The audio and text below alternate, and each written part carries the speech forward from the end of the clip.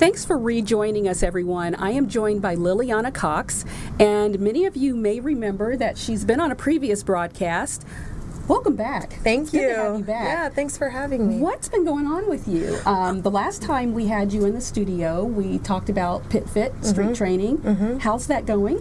It's going well. I mean, right now, PitFit street training is sort of on the back burner, so to speak, because I was given an opportunity and a location to develop a kids program at Freestyle CrossFit Gym in downtown Las Vegas. So right now, that's my project, is developing that kids program, and it's a great opportunity because the coaches there have been really helpful in developing me as a trainer, giving me opportunities, a safe location to train kids.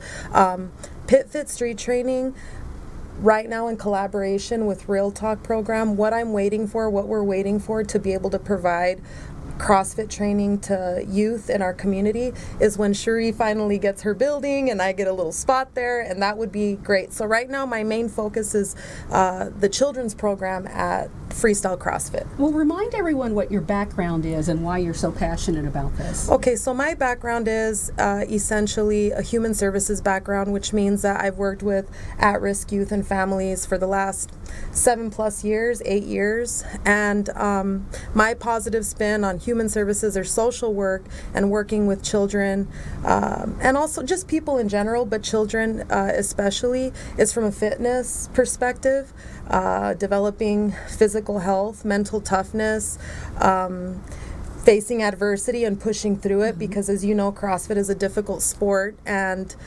you push through those workouts. My belief is that when a child or even just a person repeats that over and over and over and over again, they take that same approach with their life. So adversity in their day-to-day life is approached in a different manner than it would be if they didn't have that background. I mean, you know, people can develop strength in those ways and in a variety of different ways. My belief, though, is that CrossFit brings that to the table. So how is CrossFit going to link with Real Talk? How is it going to be a benefit to the program?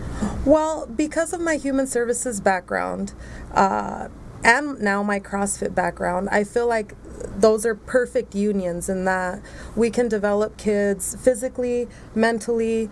I can make observations socially, emotionally, mentally. That's what my background is in.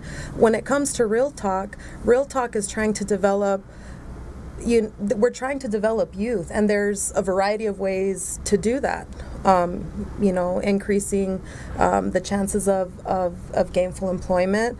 There's physical activity. Right. So when it comes, I could just be another avenue for the children in that program to participate in an extracurricular activity.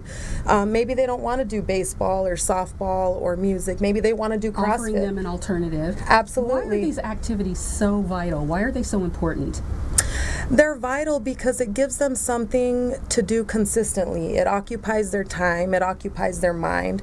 It keeps them moving forward. In my class, there's a fair amount of discipline, but there's also a ton of positive feedback. I hold kids accountable. There's something to be said about holding kids accountable, giving them constructive criticism, an environment where they can thrive, physically Right. and socially. And I mean, it's an awesome thing to watch. The children that I train now, even I underestimated the power of fitness in little children. My youngest is 6. He just turned 6. And then it goes 7, 8, 9, 10, 11. And these kids are now addicted to fitness. They show up to my class ready to work hard. Well, I'm embarrassed to say I've never done CrossFit. I definitely need to. I think it would be very beneficial for me.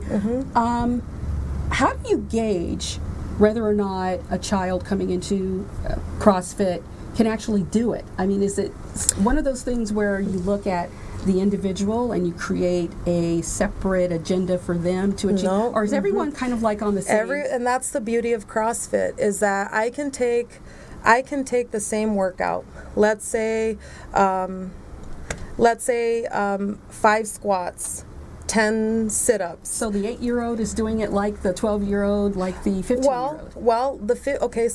So let's say 5 push-ups, 10 squats, 15 sit-ups. Okay, one kid may be able to do sit-ups all the way up. Another kid, we may have to hold his feet, or one kid might be able to do strict push-ups. Another one may have to do them from the knees. Another one, so we can take the same workout and scale it up or Okay. down. Good deal. To meet that particular person's needs or their fitness level. And so that's the beauty of it. And we celebrate diversity in my class. You know, we don't say, oh, you're doing knee push-ups, so you're not, you know, we celebrate the diversity and the different levels. And you'll see kids, some kids are awesome at jump rope. Others can do, you know, just that can be a little intimidating when you go into that environment and you see what someone else is capable of doing and you're not quite there yet. right.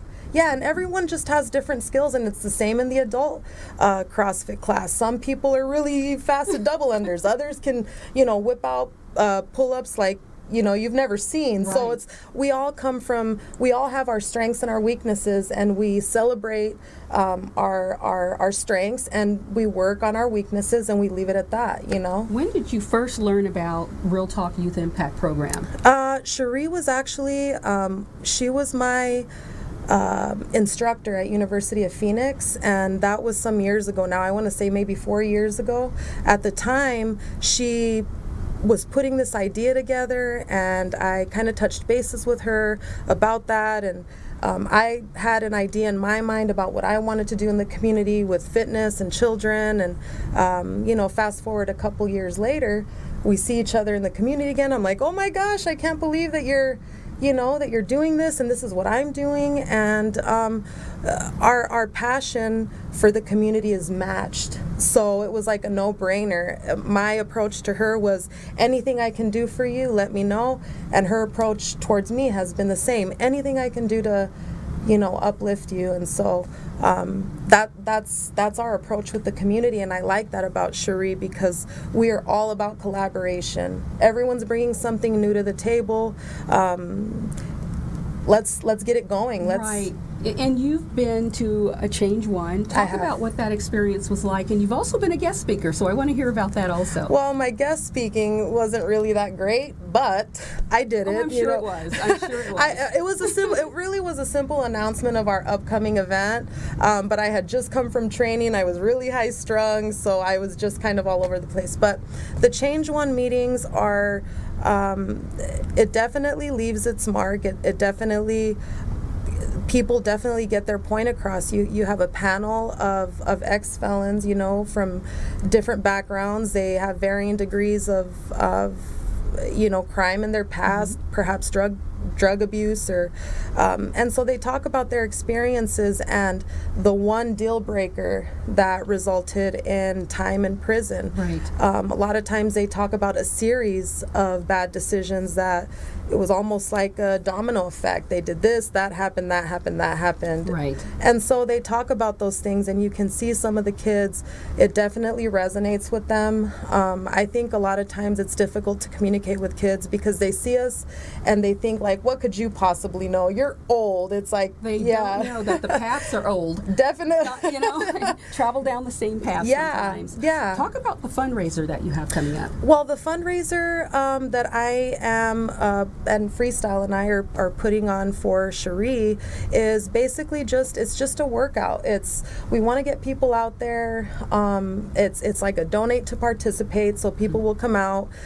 Kids will pay $10 to participate. Adults will pay $25. And again, it's the same exact workout, and we'll scale it up or down. And I so see. it's for the entire family. We're going to have food, which is included in the donation. And is that what this is right here? That's what this is right here. So I don't know if you want to. Yeah, we can hold that up. I will let you talk about the dates and times Okay. for that. So it's see that. Saturday, May 13th, from 10 a.m. to 1 p.m. And it's going to be a workout. We'll have different stations where people can try out different things, maybe the jump rope, rowers. We'll have some fun games going on. The kids are going to actually, they're going to get to paint the inside of the gym. Each kid will get, our gym is made out of brick. Okay. So we have bricks about this size inside the main gym, and kids will get to go up there and design their own brick. And so it's going to be pretty cool. We're going to have, you know, just it should be a lot of fun. And we don't want people excluded because they can't afford the donation. So if you can donate $2, come out. We want you out there. It's not meant to keep people out. It's just meant to raise funds for Cherie's program. Well, I hope everyone does turn out, and thank you again for coming back and telling us what's going on with you. It's always good to see you. I appreciate it. You're Thank welcome. you so much. Thank you.